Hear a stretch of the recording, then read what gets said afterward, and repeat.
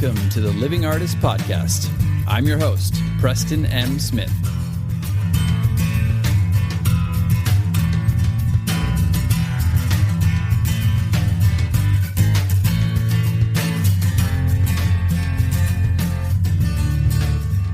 Hey, everybody. Welcome to the Living Artist Podcast. I'm Preston M. Smith, at PMS Artwork everywhere on internet land and socials. I want to thank you for landing on this podcast.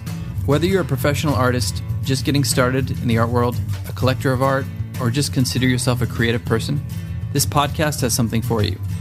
I like to think of it as a fun way to rant and talk to other creative people about living the life of an artist, surviving and getting ahead in the art world, and enjoying your life.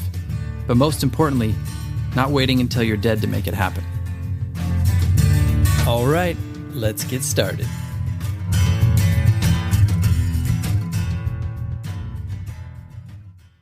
Want to make a podcast? Spotify's got a platform that lets you make one super easily, then distribute it everywhere and even earn money, all in one place for free. It's called Spotify for Podcasters, and here's how it works.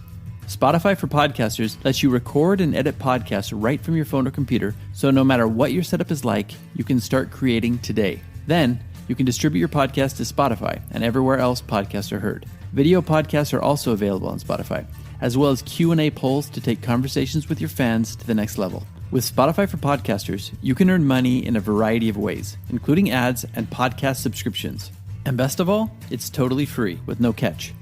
I'm personally getting a lot out of Spotify for Podcasters, and I highly recommend you give it a try. Download the Spotify for Podcasters app or go to www.spotify.com/podcasters to get started.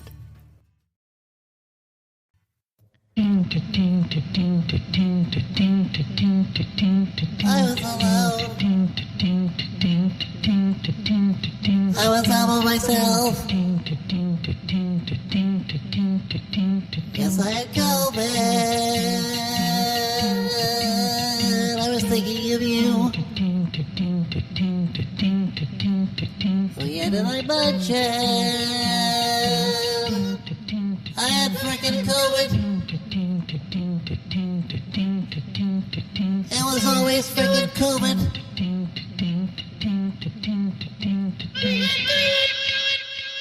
COVID has driven him mad. Welcome back to Machine. Wah, wah. Well, scrap that last episode. Turns out it was COVID all along. I don't know if it started off the way I thought it had. Maybe it did. Maybe it beat down my immune system and let COVID in through the back door. But whatever happened, I got it. And then I gave it to my lovely wife, who is sitting behind me as we speak. Say hello. Whoa. Either that or Harry Potter's sitting behind me. Ding, ding, ding, ding, ding, ding. No. Hello. Okay. She said hello. I don't know if you could hear her, but she's there. I feel bad, obviously, but I could chime. You could. Oh, you could. Wow. I did not appreciate the sound effect abilities. Sound effect abilities. Wow. COVID brain. Yeah, she said you said I could chime in. So she gave me chimes. That was good. Well, here we are for another episode.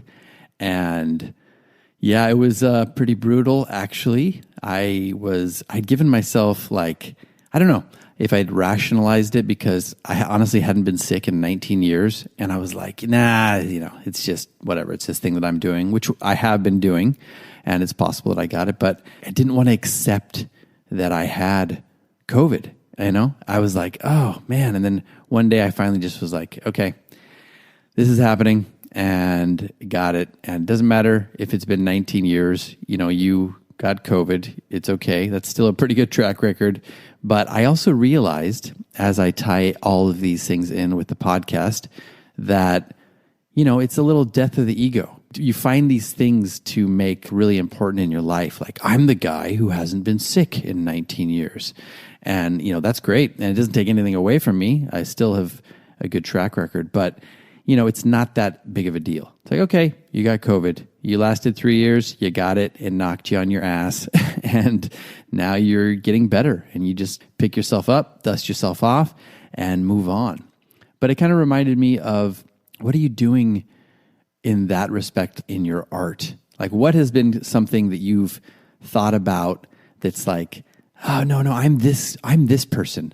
I'm the artist who paints picket fences, or I'm the artist who only paints still life, or I'm the artist who only sculpts eggs, whatever it is. You can get attached to that, and that can become part of your ego identity, and it becomes really hard to get away from that. And then if you start doing something else, and it's like, oh, but this isn't who I am. It's like putting yourself in a little bit of a prison. And I was doing that a little bit with this health sickness thing. I am okay with it now. I've made my peace with it. Okay, I got it. Moving on, getting back to getting healthy. And, maybe it's even a good little hormetic stress on the body since I haven't been sick in so long, and it'll do me well moving forward. Who knows? Or maybe I'll just have long COVID for 6 months. Who knows? But that's something that we can all think about in our lives, in our art. Like, what is holding us back? What is something that we are attached to that's holding us back? Maybe you really want to move somewhere and you're like, no, but I'm the Los Angeles artist, or I'm a New York artist. I got to stay true to myself, be that hardcore New York loft style artist. But really you want to like move to Montana, like Warwick Saint, and have, he still lives in LA too, but have a studio somewhere that really feeds you and gives you more purpose and inspires you. How much are you holding yourself back by being stuck to this whole preconceived notion of yourself being the New York artist, the New York artist, or the Los Angeles artist? What's the voice for the Los Angeles artist? Oh my God, I'm like the Los Angeles artist.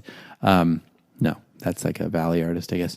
But you see what I'm saying? It does serve you well to think about these things from time to time and go, what are some of these things that I'm thinking, or like little ego identities that I've gotten? What's so wrapped into my story and my own like perception of myself that it could be trapping me a little bit? It could be putting the blinders on, or it could be limiting your growth as an artist. Like maybe you have a great abstract future ahead of you, or maybe you've got a great future doing figurative work and you're just saying, well, no, I'm this. People know me for this. I would say don't put those limitations on yourself, and really expand and grow as artists should. I know the world always wants to put us artists in boxes, and the art world even wants to put us in boxes from time to time. But I think it's really important to allow ourselves to grow. What was something else I was thinking about when I had COVID brain? And yes, I have technically convalesced. I am no longer... Thank you. My wife chimed in. I still have COVID brain.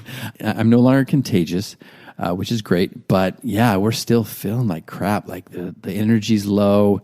We're lethargic, sometimes a little dizzy. Like you stand up for a while and you're like, man, I've stood up for like 2 minutes and now I need to go sit down. It made me think of something that, I've talked about on the podcast a lot before. And I'm going to weave in a couple things like saying no, right? The power of saying no and the power of striking balance. Now, did I just sit in bed for 10 days? No. Actually, I got a major sale on Saatchi, and I had to wait for a little bit to schedule it to where I was healthy enough to do this. But I also had to create a major painting and, get the wood and make this crate. My wife helped me, but we put together this huge crate for a very large piece and a great sale, which I'm very grateful for, that happened on Saatchi that is going to be going out today. And that's amazing. So, that's something that I had to devote some energy to. So I had to really take care of myself and balance and not do anything else around that. Because if you just try to get back too fast and, some people would say, well, you shouldn't have done that. And maybe I shouldn't have, but I'm not going to let a big sale go by. I'm going to do it in a healthy way. I'm going to make sure that I'm healthy enough to do it and to not be contagious and all that. But I'm also going to make sure that I'm not missing out on this great sale and something that's great for my career and my future. Is actually one of my goals on one of the other podcasts was getting back into making some big sales, some big painting sales, clearing out some space in the studio, getting back in there and creating bigger pieces. So that was wonderful. And it also tied into what I was talking about with my wife on the last episode, which was something good is always on the other side of something that you're struggling for. We were struggling through all this, and something good came of it. Something good came of it on the other end. And yes, we had this huge hurricane. It was like the first hurricane warning we had in LA in like almost 100 years, and it turned into being a major tropical storm, and we got beat down by that last night, and we had another leak in our roof, and we're laying in bed, and we're just like, oh my God, give us a break. And then we had an earthquake, a 5.1 earthquake pretty close to us in Ojai, and it was just like, what is happening? Like the world is falling apart. But on the other side of that is something good, and it proved to be this week. So sometimes, you got to keep your eye on the prize, and you got to balance. So one of the other things I did to balance was I just didn't do any social media, like 10 days straight, boom, nothing. And social media is very important to me.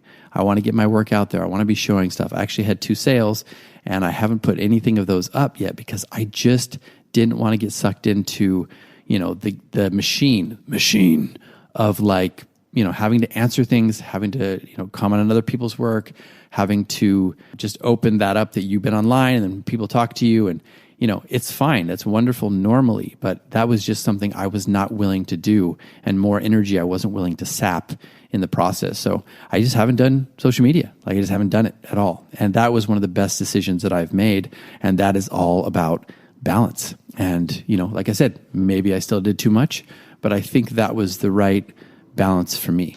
Now, how I did balance poorly was last week pushing through and doing that podcast recording early on. Probably was not the best idea in hindsight. My wife and I had a lot of fun. We had a good little energy spurt from it, and we had some fun, and we got it out. But really editing that thing, putting it together, getting it up and scheduled the next day, it was really hard. It took every ounce of energy I had to do. And, I do it just because this is a commitment to me. But, sometimes it's worth just giving yourself a break. And I probably should have given myself a break and said, everybody will understand. They'll stick around, and next episode they will get it. So that was something that I probably could have done a little bit better. But overall, I think I learned my lesson after that. And I also didn't know at the time that it was actually COVID. I had completely pulled the wool over my own eyes and be like, no, this is all part of the process. It's just Herxheimer, and I'm going to be okay. So once the reality of it set in, it was like, okay, probably shouldn't have pushed that. Lesson learned there. Now, what's one other thing that I got from this whole experience? Aside from, being an artist, being a full-time artist, being somebody who is being productive and getting stuff out there, it's like, it can be a double-edged sword because you're your own boss, but you're also your own boss. So you have to strike all those balances yourself. No one's going to tell you. It's like you don't get COVID and get some time off like my wife did, which is great. I mean, it's still hard. She's got a bunch of crap to go back to, but it's also one of those things where they give you a window of time, and it's like, you need to take this time, and you can take it up to here, and that's what you get, and everything kind of pauses. Although she has been getting calls from her office every day and having to do some work too. So I guess that's not 100% true. It depends on your job. But when you're a full-time artist and you've got a lot of things that you have set aside for you, like you've got the podcast, and I've got the Shockbox shows that I'm working on, and I've got painting sales online and through galleries and stuff like that. If a painting sells, ain't no rest for the wicked. You got to get up there and you got to make it happen still. You got to still be communicating with people. You still have to be, having your house in order in as many ways as you can. And if you got the podcast to do, you got to either figure out, is it worth taking this time off? Or, do I have a contingency plan? Do I have somebody who can help me out? I don't on this front. So maybe that's a lesson for me that down the road, I have to start getting some other people involved. So if this happens, I can get somebody else to help out a little bit. So that's another lesson, learned. And that's something that we have to establish as artists, because nobody else is going to do it for us. This is our machine, and the machine must keep running. So that is the last real lesson, other than try not to take yourself so seriously. I know it's hard, especially when you're going through that. There are times where I was just feverish and delirious, and I thought I was going to have to go to the hospital. And I can't tell you how much just having some laughter, some cough-filled laughter, and some things with my wife, getting through it together. And maybe you don't have a wife or husband or whatever, significant other, but, calling your family or getting a friend on the line or texting with a friend and just getting some contact in there and getting some light and some laughter in there really helps you to get through it because it can feel very isolating. And if you're an artist and you're already isolated, it can be further isolating. That is the final lesson I'm going to leave you with for today. And for all of you who are wondering at the beginning of this episode what the hell that was, well, it was kind of supposed to be a crazy COVID-filled song, but it was actually a little bit of a take on the hidden song from the Dookie album of Green Day. I just kind of made it my own and made it very weird, even weirder than it already is. Hope you liked it. Hope this episode had something in there that resonated with you. These are all life and artist lessons.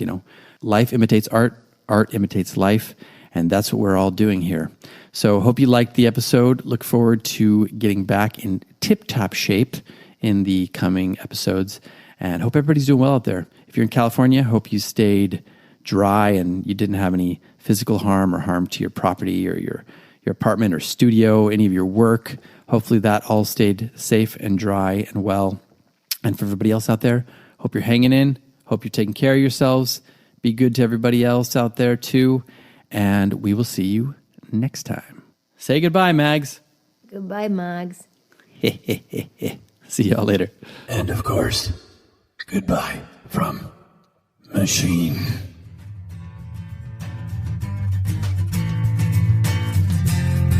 This has been the Living Artist Podcast. Thank you so much for listening. I just want you to know that I appreciate you being here, and I'm grateful to be in your ears. Your art and creative life on this planet is meaningful, so thank you for sharing it with me. If you like this podcast, whatever platform you're listening to it on, please subscribe and share it with your friends. You can also leave me a positive review to show your support. This helps me to reach more people with the algorithmic magic and keep the show going strong. If you want to see more of what I do and check out the art that I create, you can visit my website at www.pmsartwork.com or follow me on social media everywhere at PMS Artwork. That's it for now. See you back here next time.